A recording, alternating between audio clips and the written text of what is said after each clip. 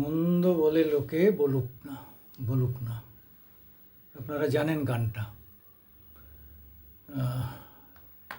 এটা পরকীয়া নিয়ে আলোচনায় শুরু করব। তার আগে আপনাদের সামনে আমি সুকুমার দেবনাথ, ক্ষুদ্র সাংবাদিক এবং একজন ইউটিউবার, আপনাদের অনুরোধ করব আপনারা শেষ পর্যন্ত আমাদের এটা দেখবেন। তা যাই হোক, পরকীয়া নিয়ে এটা আলোচনা কয়েকদিন ধরে হচ্ছে এবং তার মূলে কে শোভন বৈশাখী, শোভন চট্টোপাধ্যায়, প্রাক্তন মেয়র, এবং বৈশাখী একজন অবসরপ্রাপ্ত অধ্যাপিকা। তো এই দুজনকে নিয়ে এবং যথারীতি রত্না চট্টোপাধ্যায়ও সামনে চলে এসেছেন। এইরকম একটা সময়ে আমার মনে হলো যে কিছু আলোচনা করা যেতেই পারে ইউটিউবে, যদি সেটা আপনাদের ভালো লাগে, আমরা পরিশ্রমটা সার্থক হবে। আমি একটা লেখা লিখেছিলাম 5 বছর আগে বৈশাখীকে নিয়ে। সে আমার ছোট বোনের মতো, তাকে দেখি, এই যে জামাটা গায়ে দিয়ে আছি এটা তারই দান। তা ভাই বোনের সম্পর্ক, আমি অতি ক্ষুদ্র তাদের তুলনায়, অনেক অনেক সাধারণ মানুষ, কিন্তু তারা কিন্তু যথেষ্ট সম্মান দিয়েছে এবং এখনও দেয়। যাই হোক, বিবি মানে বৈশাখী বন্দ্যোপাধ্যায়, অসীম ক্ষমতার অধিকারী এক নারী, বাংলার নীরা রাডিয়া।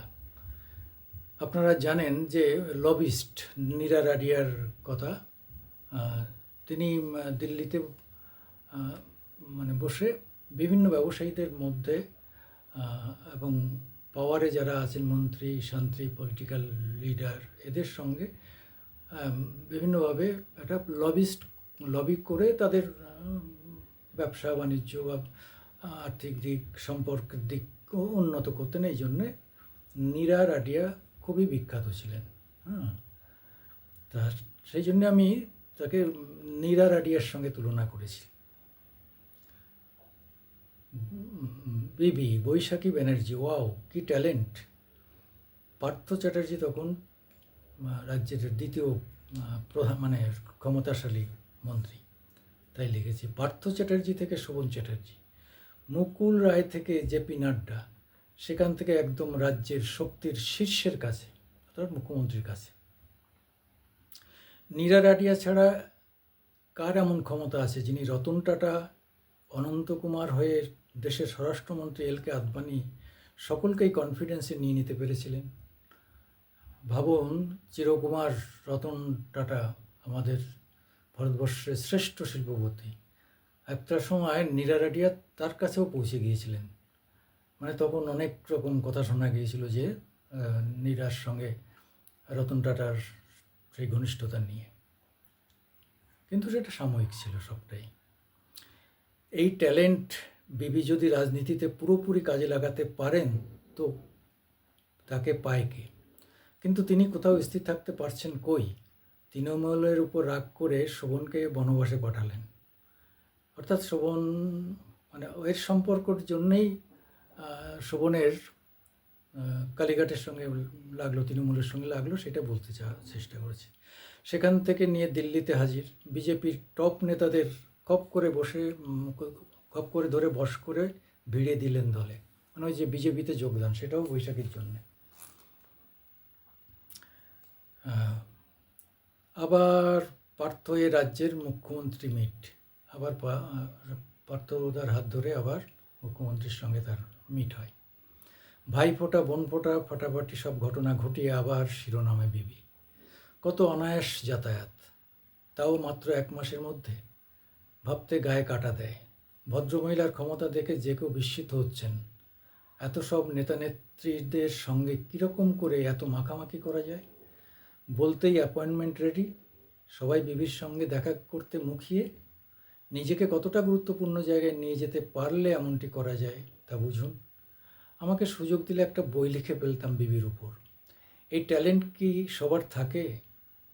বা এই ট্যালেন্টকে কি হেলাফেলা করা যায়? দল যদি চায় তাকে বিধায়ক পদে প্রার্থীও করে দিতে পারে।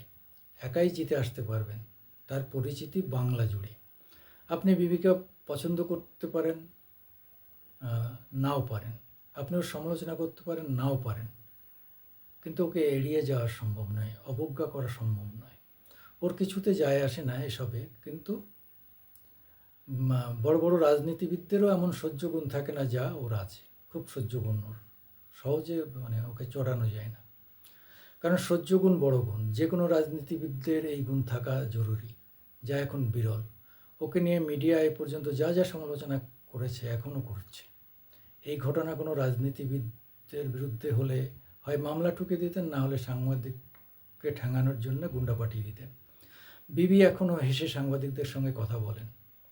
তাই বিরল বৈশাখী উপাখ্যান আপনাদের ভালো লাগতে পারে, নাও পারে, তবে একটা কথা তো ঠিক, যে আপনি যত চেষ্টাই করুন, এত দ্রুত এতজন নেতাকে, তাও রাজ্যের প্রথম ও দ্বিতীয় ক্ষমতাশালী পরস্পর বিরোধী দলের নেতাদের সঙ্গে যোগাযোগ করে অ্যাপয়েন্টমেন্ট বের করতে পারবেন না।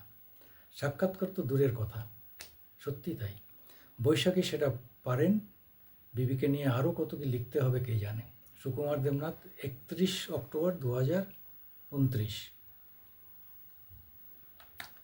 তাহলে এই লেখার মধ্য দিয়ে আমি তখন 5 বছর আগে ওর চরিত্রটাকে তুলে ধরার চেষ্টা করেছিলাম। ফলে অত্যন্ত হাস্যময়ী এবং সমস্ত বিষয়ে খোঁজখবর রাখা, সত্যি ওর তুলনা ওর নিজেই। এবার আসবো শোভনের কথায়। শোভন বিরাট লেখাপড়া, বিরাট কিছু, বিরাট ব্যাপার, বিরাট ঘরের ছেলে এমন কিছু নয়, কিন্তু শোভনের যে বুদ্ধি এবং শোভনের যে কানেকশান, এটার কোনো তুলনা নেই। এবং কাজ করিয়ে নেওয়ার যে ক্ষমতা, শুনেছিলাম যে দিদির মনের কথা ও বুঝতে পারতেন। দিদি মুখের থেকে বের করার আগেও বুঝতে পারতেন যে দিদির কী চাই। দিদির যদি কোনো কাজে, অর্থাৎ কানুন বলে ডাকতেন দিদি তাকে, ছোট ভাইয়ের মতো ভাবেন, বা মা ছেলের সম্পর্ক, না ভাই বোনের সম্পর্ক, না দলনেত্রী কর্মীর সম্পর্ক, এ খুঁজে পাওয়া যায় না। কিন্তু তাদের সম্পর্ক ছিল অটুট বন্ধন এবং অত্যন্ত আন্তরিক, বিশ্বাসের। শুনেছিলাম একবার যে কোনো রাষ্ট্রপতিকে, মহিলা রাষ্ট্রপতিকে কিছু একটা দেওয়ার জন্যে দিদি দিল্লি থেকে কলকাতায় শোভনকে বলেছিলেন, তারপর দিন সকালে চলে যাওয়ার কথা, সেই রাতের মধ্যেই দিদি যা যা চেয়েছিলেন সেটা দিল্লি পৌঁছে গিয়েছিল। এইরকম করিতকর্মাল লোক দ্বিতীয় পাওয়া খুব কঠিন, খুব কঠিন। এবং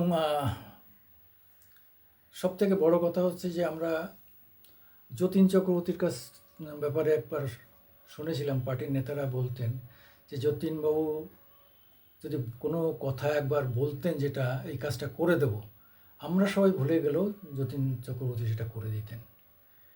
শোভন তাই, যে যদি কোনোভাবে কোনো কাজ তার কানে আসতো এবং সে মনে করতো এটা করব, সে করেই ছাড়তো।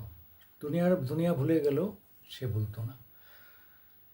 এবং সে যখন মেয়র ছিল, তার কাছাকাছি গিয়েছে, কত সহজ সরল ভাবে মিশতেন সবার সঙ্গে। এই যে চরিত্রটা, এই চরিত্রটা অতুলনীয়। ফলে শোভন যদি আবার আসেন দলে, দল নো ডাউট লাভবান হবে। শোনা যাচ্ছে 21-এর আসরে তাকে দেখা যাবে। খুবই ভালো কথা। তবে কলকাতার মেয়রের পদের জন্য বলা হচ্ছে যে ফিরহাদ হাকিমকে পছন্দ হচ্ছে না, এটা নিয়ে একটা গুঞ্জন হচ্ছে। আমি এইসব বিতর্কের মধ্যে ঢুকতে চাইছি না। তবে আমি সবার সব কথা শোনার পরও আমি একটা জিনিস মনে করি, শোভনকে অনেকেই ভালোভাবে চেনেন, শোভন বৈশাখীকে। তবে আমার একটা জিনিস মনে হয় যে শোভনের ফিরে আসাটা খুব একটা সহজ ব্যাপার হবে না। যত সহজে বলা হচ্ছে, খুব একটা সহজ ব্যাপার হবে না। কারণ হচ্ছে যে অনেক এবং কিন্তু যদি এইসব আছে, ইফ অ্যান্ড বাটস আছে অনেক। তবুও সব কিছুই সম্ভব। রাজনীতিতে কোনো কিছু হয় না এটা বলা যায় না। আমি যেটা বলতে চাইছি সহজ হবে না, কঠিন ব্যাপার। সহজ হলে শোভনের মতো করিতকর্মা একজন নেতা, যার মাস লিডার যাকে বলে, দক্ষিণ চব্বিশ পরগনার জেলা সভাপতি যখন ছিলেন, 29টা ব্লক আর 312টা গ্রাম পঞ্চায়েত, প্রায় সবাইকে নামে চিনতেন, সবার সঙ্গে তার যোগাযোগ ছিল। এই একটা গুণ ছিল মুকুল রায়ের। মুকুল রায়ের সারা ওয়েস্ট বেঙ্গলের প্রায় সব গ্রাম পঞ্চায়েতের কোনো না কোনো নেতা বা প্রধানের নাম্বার তার থাকতো এবং তিনি দরকার হলে ডাইরেক্ট কথা বলতেন। মুকুল রায় আজকে খুবই সংকটাপন্ন অবস্থায় আছেন, তার দ্রুত আরোগ্য কামনা করি।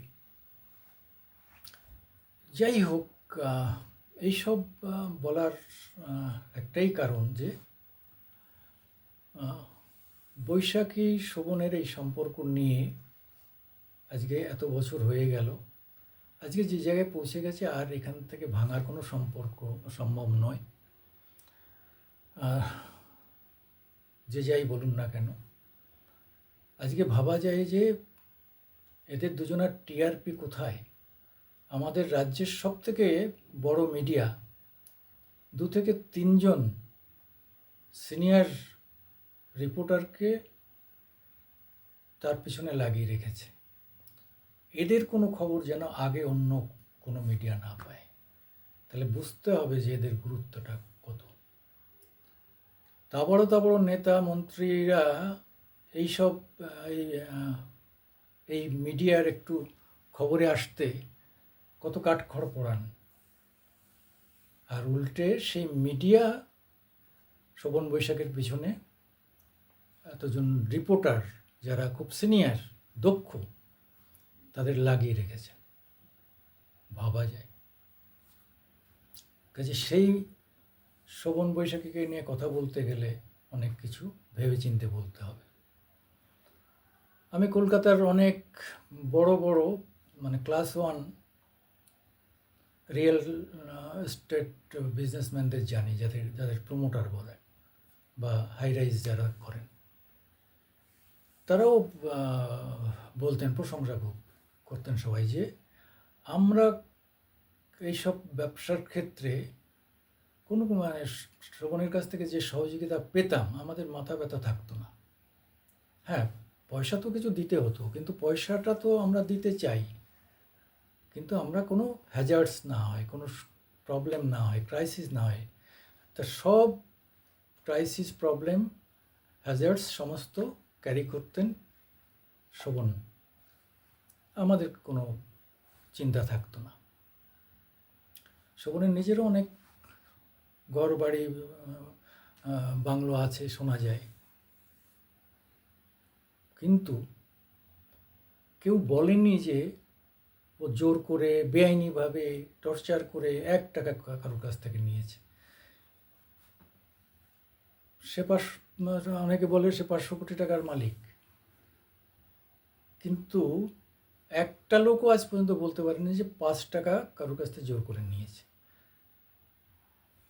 সে যদি 500 কোটি টাকা পেয়ে থাকে, তার পার্টি তার 3 গুণ টাকা পার্টিকে দিয়েছে সে। যার জন্যে আজকে আমার হাতে কোনো ডকুমেন্ট নেই, আমি মানুষের কথা বলছি। তার 500 আছে না 5 টাকা আছে, আমি সেটা নিয়ে চ্যালেঞ্জ করছি না, আবার সেটা আমি কথার কথা বলছি যে, কিন্তু আজকে এত সমস্ত অ্যালিগেশন আসছে নেতাদের বিরুদ্ধে, বড় ছোট সব স্তরের নেতাদের নিয়ে এত অ্যালিগেশন, আর্থিক দুর্নীতি, এত কিছু, কিন্তু শোভন দুর্নীতি করেছে এই কথাটা আজ পর্যন্ত কেউ দাঁড়িয়ে আঙুল তুলে বলেনি, বলতে পারেনি। তা যেভাবেই হোক না কেন, তার যে মানসিকতা, এবং এরা দুজনেরই মানসিকতার একটা জায়গায় খুব মিল, সেটা হচ্ছে এরা ভীষণ মিডিয়া ফ্রেন্ডলি, ভীষণভাবে মিডিয়া ফ্রেন্ডলি, এবং মিডিয়াকে কীভাবে ট্যাকেল করতে হয় সেটা জানে, ভালোবাসতে হয়, স্নেহ করতে হয়, এটা এরা জানে। বললাম তো, আগে মনে হয় বলেছি, আমার এই জামাটা বৈশাখী দিদির দেওয়া, সে আমার বয়সে ছোট হলেও আমি দিদি বলে ডাকতাম, সেও দাদা বলে ডাকে। মানুষকে আমি কে, আমি অত্যন্ত অতি সাধারণ একজন মানুষ, হ্যাঁ, ছোট্ট একটা রিপোর্টার, কিন্তু যে রেসপেক্ট এদের কাছ থেকে পেয়েছি, মানে আমার অন্তত হৃদয়ের সমস্ত ভালোবাসা আশীর্বাদ তাদের জন্য থাকবে। মানুষকে ভালোবাসার খুব খুব কঠিন কঠিন বিষয়। আবারও বলছি, যদি শোভন ফিরে আসে দলে, তৃণমূলের লাভ হবে, প্রচুর লাভ হবে। কিন্তু শোভনের ফিরে আসাটা অনেক জটিলতার, অনেক রকম ব্যাপার আছে। সেই সব জটিলতা কাটিয়ে ওকে আবার দলে নেওয়া খুব কঠিন কঠিন কাজ। তবু চাইব যে কঠিন পরিস্থিতি মধ্য দিয়ে সে বেরিয়ে এসে আবার জনতার মধ্যে আসুন। তাকে একটু জেড সমস্ত মানুষই পছন্দ করে, ভালোবাসে। কাজের মানুষ, অত্যন্ত কাজের মানুষ। ফলে শোভন ফিরে আসুক, বৈশাখীও আসুন, তিনিও সামনে দাঁড়িয়ে লিড করুন। রত্না তার বিরোধিতা করছে, রত্নাকেও বুঝতে হবে এদের আলাদা আলাদা সেক্টরে আরও বেশি, রত্নাকেও আরও বেশি দায়িত্ব দিয়ে, আরও বেশি মর্যাদা দিয়ে একটা সাম্যতা এনে করা হোক। সবাই